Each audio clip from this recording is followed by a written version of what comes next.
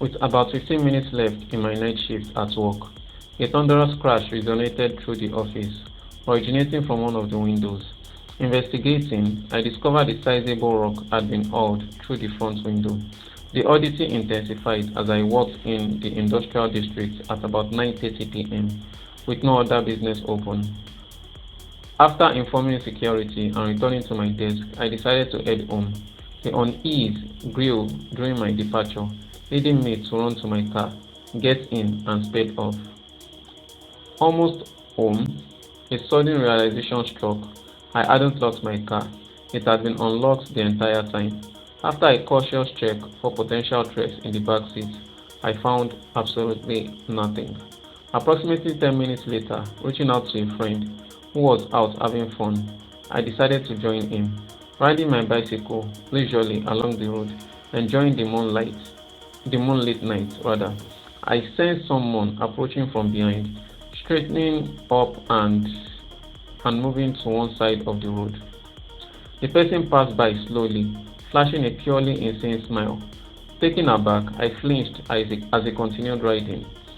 It dawned on me that he was on my mom's bike.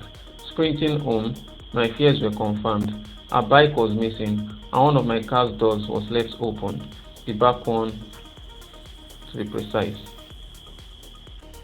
During my night shift at my former workplace from 8 p.m. to 8 a.m., the solitude in the 8 foot by 8 foot shack was accompanied by my Game Boy, providing entertainment during the quiet hours.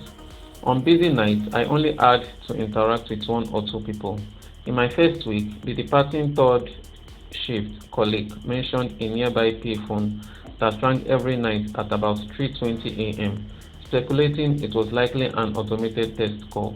Despite the information, I never answered it myself.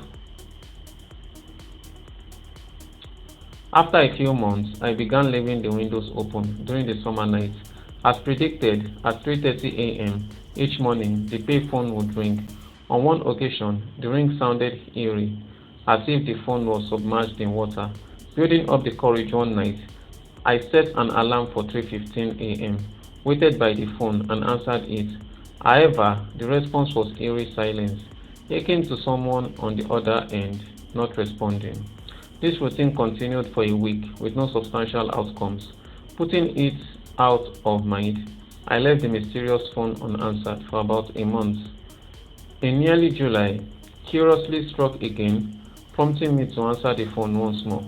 After setting an alarm, I greeted the phone with multiple hellos, only to hear what sounded like someone inhaling through clenched teeth. The voice, rough and gravely, pronounced my complete name, first, middle, and last. It was an unfamiliar voice, freezing me in fear, and I promptly hung up.